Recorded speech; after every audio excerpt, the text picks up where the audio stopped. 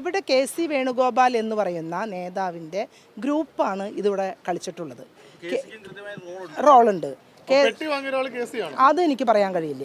കാരണം ഇവിടെ നിന്ന് എങ്ങോട്ട് പോയി എങ്ങോട്ട് വന്നു ആർക്കൊക്കെ കൊടുത്തു ഇതൊന്നും എനിക്ക് അറിഞ്ഞുകൂടാ. എനിക്ക് അറിഞ്ഞുകൂടാ.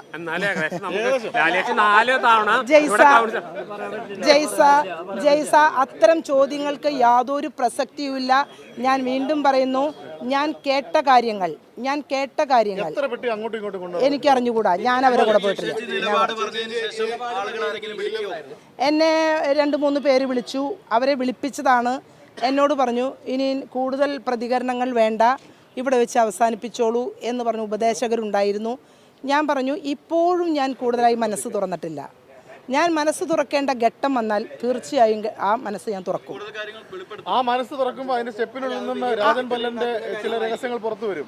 അത് രാജൻ പല്ലൻ ഉൾപ്പെടെയുള്ള കൂടുതൽ അദ്ദേഹമാണ് ഇതിനകത്ത് കളിച്ചത്. അദ്ദേഹം ഒരു ചരട് വലിച്ചത് ഈ തൃശ്ശൂർ സീറ്റ്, നിയമസഭാ സീറ്റ് അദ്ദേഹത്തിന് വേണം. ഈ നിയമസഭാ സീറ്റ് രാജൻ പല്ലന് കിട്ടാൻ വേണ്ടി ഒരു ഹിന്ദു മേയറെ കൊണ്ടുവരാൻ പരമാവധി പരിശ്രമിച്ചു. ആ പരിശ്രമം വിഫലമായപ്പോൾ ഒരു സന്തുലിതാവസ്ഥ ഇവിടെ RC വേണമെന്ന് പറഞ്ഞു എന്നെ മുന്നോട്ട് വെച്ചു. എന്നെ മുന്നോട്ട് വെച്ച സാഹചര്യത്തിൽ വീണ്ടും ഇവരെ മറ്റൊരാളിലേക്ക് കടക്കുകയും, അപ്പോൾ സത്യം പറഞ്ഞാൽ ഈ മേയറെ പഠിപ്പിക്കാൻ ട്യൂഷൻ മാസ്റ്റർമാരിവിടെ വേണ്ടി വരും.